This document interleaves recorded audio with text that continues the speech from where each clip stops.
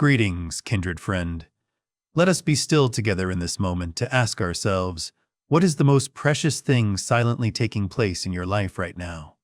Cruelly, there is a truth that few dare to face. Many people reach this age still living as if time were endless. We are still absorbed in worries, still letting our minds drift into distant scenarios, forgetting that the ticking of the clock now carries a very different sound. After age 60, time no longer passes superficially. Every hour and minute now carries weight and is quietly unfolding like a late-season flower, richer, purer, but also more fragile than ever. Yet, do you realize? We often unintentionally throw those treasures into the abyss of anxieties about the future or faded regrets from the past. Buddhist wisdom does not teach us to strive to do more, but invites us to learn how to live more truly with every remaining breath. Tonight, I invite you to walk with me through 6 lessons of awakening, to clear the soul and return the inherent dignity to every moment you possess. Stay with me until the end of the journey, because you are not just getting older, you are being given the opportunity to truly awaken. Lesson 1. Time is finite. Stop spending it on things that drain you. Try to direct your attention to the feeling in your body right now. There is a truth that few softly tell us. After age 60, time management is actually no longer about arranging appointments, but about managing energy. At this age, your source of vitality is like a precious oil lamp. Every single drop of oil needs to be used to illuminate what is truly meaningful, instead of being wasted by the callous winds of the world. For half a lifetime, you may have grown up with the belief that endurance is a virtue. We are taught to always say yes, to always sacrifice, and to always endure disturbances from others to be considered a moral person. But dear friend, in Buddhist wisdom, repeated exposure to negative energy sources without protection will only increase suffering. Endurance is not always kindness. Sometimes, it is a lack of awakening toward your own soul. Look at the 3 silent energy drainers that are stealing your time. First are useless arguments. Why must you consume your heartbeats and breaths to prove you are right to someone who essentially doesn't want to understand? At this age, your silence is worth 1,000 explanations. Second, are relationships maintained by guilt. If a meeting makes you feel exhausted instead of watered, ask yourself, are you acting out of true love or just out of fear of being judged? And third, the most dangerous, is the habit of self-torment. Rewinding old mistakes is like continuously touching a healing wound. It doesn't help the wound heal faster. It only makes you bleed again in the present. Imagine you are holding a full bowl of water. If you hold it for a minute, it is very easy. If you hold it for an hour, your arm starts to ache.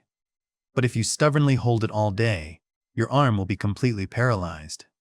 The bowl of water did not get any heavier, but the time you held it too long turned it into a burden. Regrets and toxic relationships are exactly the same. Tonight, before sinking into sleep, I invite you to perform a silent inventory for your heart. Ask yourself, what is exhausting me that I still don't dare to put down? Remember that your choice to protect your energy is not selfishness. It is the ultimate respect for the life you are carrying. When you dare to loosen your hand from the things that drain you, only then do you truly have enough space to breathe the fresh air of freedom. Lesson 2. Simplify life. Peace resides in minimalism. Try quietly looking around your living space right now. There is a silent truth that we have spent over 60 years of life just to execute one instinct, that is accumulating. We accumulate belongings to feel safe, accumulate relationships to feel we are not lonely, and accumulate even long-held habits that have become chains. But dear friend, have you ever felt that the very things you own are silently owning you back? In Buddhist wisdom, simplicity is not deprivation or asceticism. Simplicity is actually a high-level form of freedom. He taught that when we loosen our attachment to material things and external vanities, our minds finally have enough space to breathe. Look at the very real facts that you are probably facing A wardrobe full of items from 20 years ago that you never wear again, but still keep because of regret. A dense schedule of social gatherings just out of fear of offending. Or group chats on the phone constantly notifying about gossip irrelevant to your peace. Every such thing is a thin thread, but thousands of threads will tightly bind your spiritual boat, rendering it unable to leisurely drift toward stillness. Tonight, try performing an audit for your soul. Pick up an item, look at an appointment in the notebook, and ask with the highest awareness, does this still reflect who I am now? You, at age 60, no longer need flashiness to prove your value. You of the present need likeness to enjoy the breath. Remember that. Peace needs space to reside. When you bravely let go of excesses from an old shirt to hollow relationships, you lose nothing at all. You are creating a sacred, silent space so that truly precious things like gratitude, wisdom, and pure love have a place to sprout. Let your life be as light as a cloud, for only when light can you fly high above the storms of reality. Lesson 3. Complete presence. Time only exists right now. Dear friend, there is a sophisticated thief that nightly steals our peace without many people noticing. That thief does not take money or health. It takes your very life by pulling you away from the present. We often live in a massive misunderstanding about time. We consider the past a reality, but in fact, it is only faded fragments of memory. We consider the future a certainty, but in fact, it is only the weaving of imagination. After age 60, the human mind very easily falls into two extremes, either immersed in the cemetery of regrets about what is past, or fearful before the fog of the coming days. But the Buddha taught that life can only be found in the present moment. If you are not present here, you are missing the only appointment with your own life. Tonight, I want to hand you a miracle of awakening, not from lofty things, but from the most ordinary daily actions. You know, in the spirit of Zen, no task is a chore. When you pour a cup of tea, let the whole world vanish, leaving only the white steam and pure fragrance touching your sense of smell. When you wash a bowl, do not wash it to get it clean. Wash the bowl just to be washing the bowl, feeling the cool water gliding through your fingers. Whenever you see your mind start to travel to anxieties or nostalgias, gently use your breath to anchor yourself back. Whisper a simple mantra, I am here. Right now, as you lie on the warm bed, feel the weight of your body being supported. Feel the airflow entering and exiting the nostrils. That is the only truth. When you are complete with the present, time is no longer a pressure chasing behind your back, but a peaceful river watering your soul. If in this moment you feel your mind has calmed and want to join me in lighting more lamps of peace for the community, please take a second to hit the like button. That is how we together spread awakened energy to other kindred friends. Engrave this truth. You cannot change yesterday, nor can you hold on to tomorrow. You can only live deeply right at this moment. Do not let your life pass by while you are absorbed in thinking about it. Truly be present, because every present breath is exactly a priceless gift the universe is reserving just for you. Lesson 4. Accepting impermanence. Flowing with change. There is a truth both gentle and strict that time gifts us. At this age, everything is changing. Your body changes, the pace of your children's lives changes, and even the list of close friends gradually shortens. The natural human reaction is fear. We want to freeze time, want to hold on to the brilliant images of the old days. But dear friend, Buddhist wisdom gives you a liberating view. Suffering is not born from change. Suffering is born from the desperate effort to want everything to stand still. Imagine life as a rushing river. Impermanence, anicca, is exactly the nature of the water it must flow to be life. Suffering is like you trying to cling tightly to a rock midstream, straining against the power of the water. You will be exhausted, you will be hurt, not because the water is cruel, but because you are denying the flow. I understand. Accepting impermanence does not mean we become unfeeling.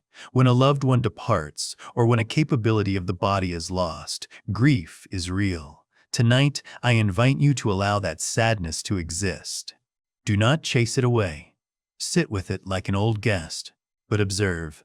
Is that pain being magnified by regret over what is lost, or is it being soothed by gratitude for what was had? Engrave this truth into your heart. Every ending is actually a completion of a mission. A faded flower is not a failure, but rather, it has brilliantly completed blooming. A chapter of life closes to make room for a more mature stillness and wisdom. Tonight, try to perform a silent shift in consciousness. Instead of saying, "I have lost," try whispering, "I am thankful to have possessed that in a stage of life." When you stop fighting change, you will see you are no longer dragged along by the current of life. You begin to know how to float on the water, letting the river of life carry you back to the ocean of eternal peace. Impermanence takes nothing away from you. It is only teaching you how to cherish the present in the most sacred way. Lesson 5. Nourishing gratitude. Happiness resides in knowing enough. There is a very common mental illness that humans often carry throughout their lives. That is the habit of postponing happiness. We tell ourselves, "I will be happy when this illness is completely cured," or "I will be at peace when the children settle their lives." After age 60, this illness often mutates into harsh comparison. We compare ourselves to friends who seem healthier, wealthier, or most painfully, compare our present selves to our own brilliant versions 30 years ago. But dear friend, Buddhist wisdom teaches us the concept of santuti, contentment. He taught that true wealth does not lie in owning a lot, but lies in desiring little.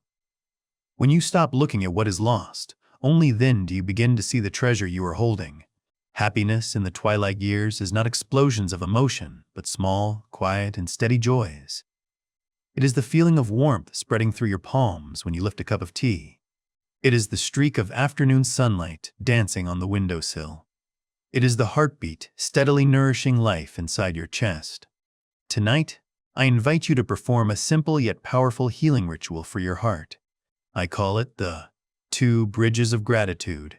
In the evening, right now, before sinking into sleep, quietly name 3 things you cherish today. Do not look for extraordinary things. Be grateful for an inquiring phone call, for hot soup, or simply for a moment you smiled at yourself in the mirror. When you go to sleep with gratitude, you are reporting to the nervous system that this world is safe, and your body will enter the most powerful state of self-healing. In the morning, upon waking, do not rush to jump up. Linger for a minute to feel the cool air entering your lungs. Whisper, "Thank you that I am still able to breathe." This is exactly how you sow the first seed of peace for the entire long day. Engrave this soothing truth into your heart. Happiness is not a destination for us to struggle to reach. Happiness is a capacity for us to learn how to recognize what we have. When you cherish the small things, the universe will gift you more vastness. Tonight, let gratitude wrap around you like a warm cocoon, bringing you into sleep in the absolute fulfillment of the soul. Lesson 6. Compassion. The immortal legacy of a human life. In a world that always worships achievement tables and numbers, we often fear that if we no longer produce tangible values, our presence will vanish like smoke. However, Buddhist wisdom gives you a relieving truth. Time may cover all castles with dust, but compassion never dies. Your greatest legacy does not lie in what you accumulate in your account or the items you leave in your will. The true legacy of a mature soul is exactly the aura of peace you spread. When you have passed through enough storms and learned how to be tolerant of your own scars, compassion is no longer an effort, but it becomes your breath. Tonight, begin that legacy with kindness toward your closest friend, that is yourself. Whisper, "I cherish this resilient soul. I forgive the clumsiness of the old days." When you know how to soothe yourself, only then do you truly have enough resources to become a lighthouse for others. You do not need to do extraordinary things to help the world. At this age, your silent presence is sometimes the greatest gift. When you sit still, breathe deeply, and smile at your descendants while they are spinning with life, you are giving them a harbor. Engrave this sacred truth. People may forget the words you say, but they will never forget the feeling of safety and warmth when being beside you. People remember how safe they felt in your presence. My kindred friend, our journey tonight closes here. We have together learned how to conserve energy, simplify the soul, anchor to the present, smile at impermanence, water gratitude, and finally choose compassion as the destination. Old age is not a retreat in silence, but the most brilliant completion of a human life, where the noisy ego steps back to make room for the light of wisdom to shine radiantly. Tonight, you have nothing left to prove, nothing left to fear. You are enough. You are whole. Before truly melting into the dream of rebirth, leave a comment, "I choose peace," as a commitment to your own soul. Wishing you a long night of peace, complete, letting go, and waking up in the radiant light of a new self. Goodbye, and see you again in the next journeys of awakening.